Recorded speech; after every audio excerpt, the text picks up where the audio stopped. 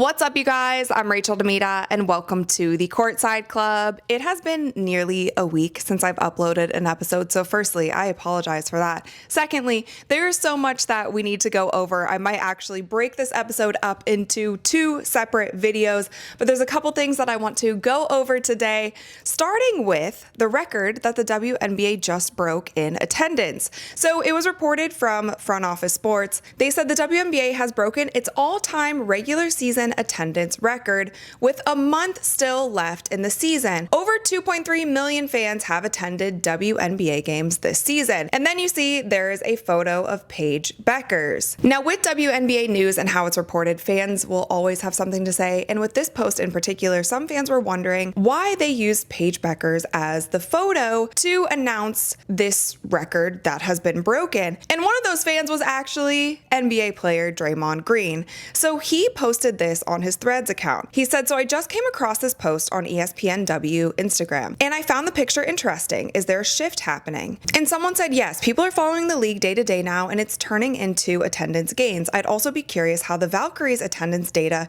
is impacting this number." And then Draymond said this. He said, "I'm speaking more about Paige. They spoke of all-time attendance and showed Paige, who plays for Dallas, but doesn't have top 3 in attendance. Is Paige quickly becoming the face of the W?" And then somebody else replied, and they said they likely used her image because she's coming off of a big game.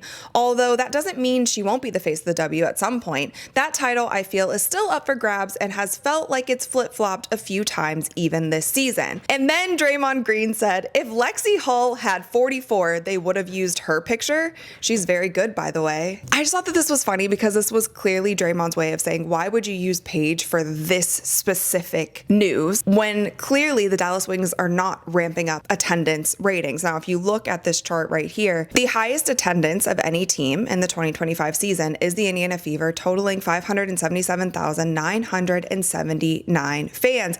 And then a close second is the Golden State Valkyries. Now, something to consider when we're looking at attendance is that the Indiana Fever, for a lot of their away games, the other teams have changed arenas to accommodate the amount of fans that the Indiana Fever brings in no matter where they are at. Now, the Golden State Valkyries are a team who have routinely sold out their home arenas, but they are not forcing other teams to move arenas when they go on the road. So when you look at Indiana, a lot of the times the arenas that they're playing in are arenas that are at minimum 10,000 up to 20,000 people who fit in these arenas. Now, if you go down here, Dallas is the 5th most attended team with 329,000. Now, I did a little bit of digging because I just wanted to also see arena size and how that kind of played into everything. So Dallas's home arena holds 7,000, and they are the 3rd smallest arena, with the Mystics holding 4.2 thousand, the Dream holding 3.5 thousand, and then you have teams like the Sun and the Sky who hold around 10,000. The Lynx was one that stood out to me because the Lynx have a lower attendance rating than Dallas, and they have an arena that holds 18,000, which is also crazy because the Lynx are having the best season of any team this year, and they still are not bringing in attendance like the Indiana Fever and the Golden State Valkyries. Now, the last thing that I want to say on all of this is that, of course, attendance is up in the WNBA. Of course, this is record-breaking numbers for the WNBA. They added another team. You can give most and all of the credit to 2 teams, the Golden State Valkyries and the Indiana Fever, and specifically the Golden State Valkyries. They're a new team that adds 44 more games that fans can attend, and the Golden State Valkyries have been absolutely killing it with their attendance this season. I believe it was their first 8 or 9 home games. They completely sold out. So I just wanted to bring this to your attention because firstly, I thought it was funny because Draymond had a point and he went in a very roundabout way of saying it. Like, why are you using Paige? Why not use somebody from the Valkyries? Why not use somebody from the Indiana Fever? I mean, you could use a Kelsey Mitchell photo if you're going by how well they've played and also attendance. Kelsey Mitchell should be the photo that they use. But again, this is something that didn't upset me so much. It's just kind of one of those things where it's just a choice. It's funny. And Draymond Green was jumping in on the conversation. Now, that's not the last last NBA player who has jumped in on WNBA conversations recently, and that brings me to my next topic. You guys, we have to talk about these CBA negotiations and kind of the drama surrounding it. And Satou Sabally, once again, I feel like she's always in the middle of these conversations. We talked about her in last week's video. She was asked once again about the CBA negotiations and about Unrivaled and how that works within the WNBA. By the way, if you hear these little bells ringing, my cats for some reason just decided to play with all of their toys at this very moment while I'm filming. So please disregard that. I would flip the camera if I could and show you, but they're being wild right now. Anyway, let's listen to this very short interview with Satou. Satou, you were saying on TikTok that the league doesn't want you guys playing on Unrivaled, the league doesn't want you guys playing overseas. What was expressed to you? I wasn't aware that they already publicly announced that. I mean, that's wrong. I made more money at Unrivaled than excluding this year in my entire WNBA career, so that's not right. Firstly, the thing that stood out to me the most about this was that Satou said, I wasn't aware that that was made public yet. Well, Satou was the one who made that information public on her TikTok. So if you look at her TikTok, there was a caption that she wrote when she was talking about all of this, because she did get backlash for saying that she didn't want to play back-to-back games. We talked about that in my last video. So here's what she said. She said, I could go on a whole rant. Maybe I was just sick and tired after 5 games in 8 days, but I'm not delusional here. That's OD. And we still make more money at Unrivaled or overseas, which they want us to stop playing into. So hashtag pay women. So essentially, she was saying here, the WNBA wants them to stop playing in these leagues. And then this reporter asked her about it, what she said on TikTok. And she was like, well, I wasn't aware that that was already made publicly. So I don't know if she accidentally leaked that information and she wasn't supposed to and didn't realize that she leaked that information. I have been going on and on about this, you guys. I've literally said this. You can run the tape. You can go back to my videos last season. I literally said there's not a world where Unrivaled and the WNBA can exist as they are if both of them are successful. It's literally the blueprint for any professional sports league. If you are going to be making the big bucks playing in the WNBA, these owners are not going to allow you to risk your body and risk injury and go play for a competitor's league during the off season. And if you don't want to play in the WNBA and you make more money elsewhere, then the WNBA is not holding you hostage. You can absolutely do that. It was something, if you guys don't remember, back in the day, Diana Taurasi went and played in Russia for a bag. Like, they threw over $1 million at her, but they paid her that much to not play in the WNBA. And she took it. She was like, you know what? I can't pass up this amount of money. Let me go play in Russia. Sorry, WNBA, I can't play for a season. And that's absolutely what she did. The WNBA they're not going to budge on this. It's basically like, we can pay you less money and still allow you to play in off-season leagues. And it's honestly nice of them to even allow them to play up until this point. I guess for me, like I've told you guys a million times, like my standards are kind of with the NBA because I've been covering that longer.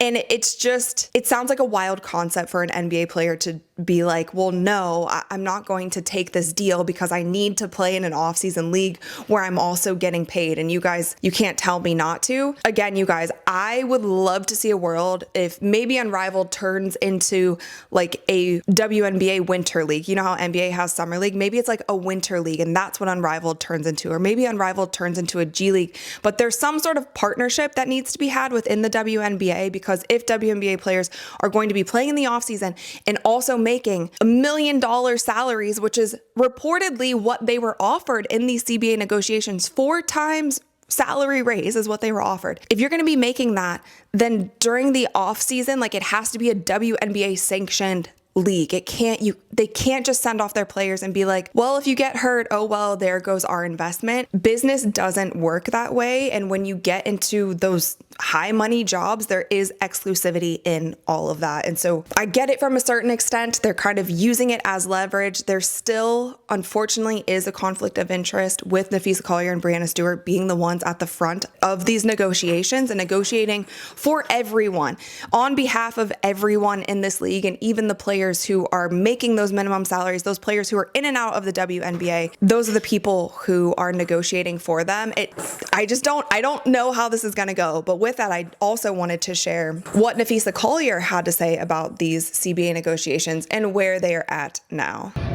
Feels like it's going same old, and we're not making a lot of progress. So definitely, I mean, it's unfortunate. Like the league, yeah, I mean, it's unfortunate.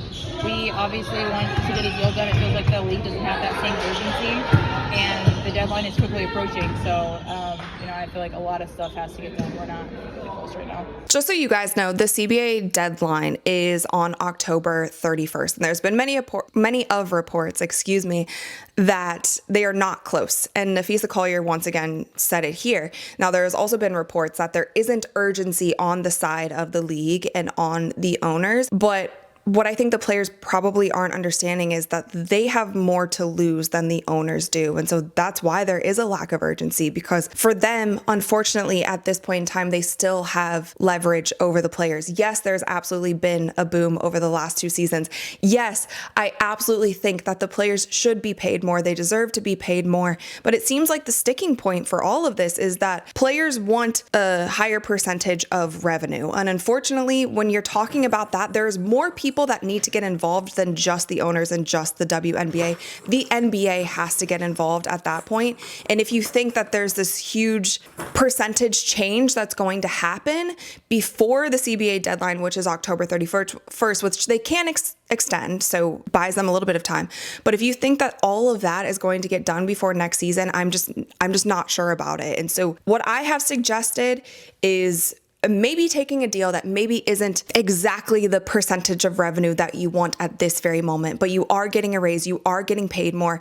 Continue to prove what you ladies are worth. Continue to prove your worth on the court. Continue to run up the viewership numbers, get butts in seats when it comes to attendance. Show everyone how great you are and what you actually deserve. And then in 3 years, when you get back to the table, you will have much more leverage than you do now. Unfortunately, it's still just such a short period of time that we've seen this boom in the W. And I just think that a lockout or a player strike at this point in time with where the WNBA is at would be so bad. It would be really bad for the league, and I just hope that everyone at the table understands that. Lastly, what I talked about earlier, I want to share what Patrick Beverley had to say in response to Satou Sabally about her not wanting to play back-to-backs, or essentially complaining about the 5 games and 8 days. Here's what Pat Bev had to say. All right, now.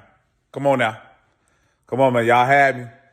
W had me. I'm talking about, I'm rooting. Yeah, come on, man. These ladies deserve more money, but come on, man. You got to play back-to-backs, man. Come on, you got to. It's part of it. Shit, but if a lockout came, if I was playing back-to-backs, three times, you have to play 3 games in a row. Come on, man. I'm all with it. But don't lose me there now. I thought this was so funny, especially what he said at the end, because he's like, if a lockout happens, you're going to be playing back-to-backs because they're going to try to smash as many games as they possibly can into the time that they have remaining in the schedule. But again, I just wanted to bring this up because obviously there are so many more eyeballs on the WNBA. NBA players are chiming in on different things, but NBA players have been playing back-to-backs. They play 82 games in a season, plus the in-season tournament if they add games there, plus the preseason, plus playoffs where they have a 7-game series through the entire playoffs, not a 3-game, then a 5-game, then a 7-game. And so the thing with all of this is, like, I get some of the WNBA players' concerns. I don't necessarily think that all of these concerns need to be made public because unfortunately what we're seeing over and over is just complaints after complaints after complaints.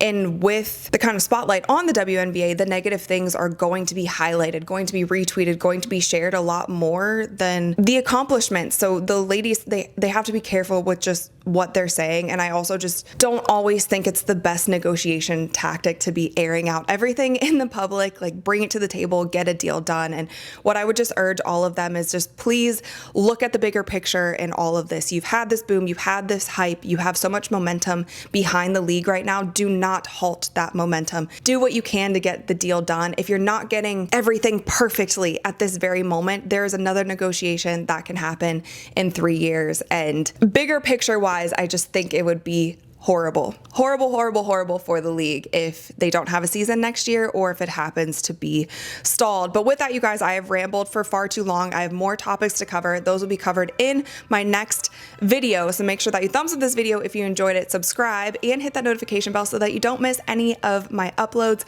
And with that, you guys, I will see you next time. Ooh, and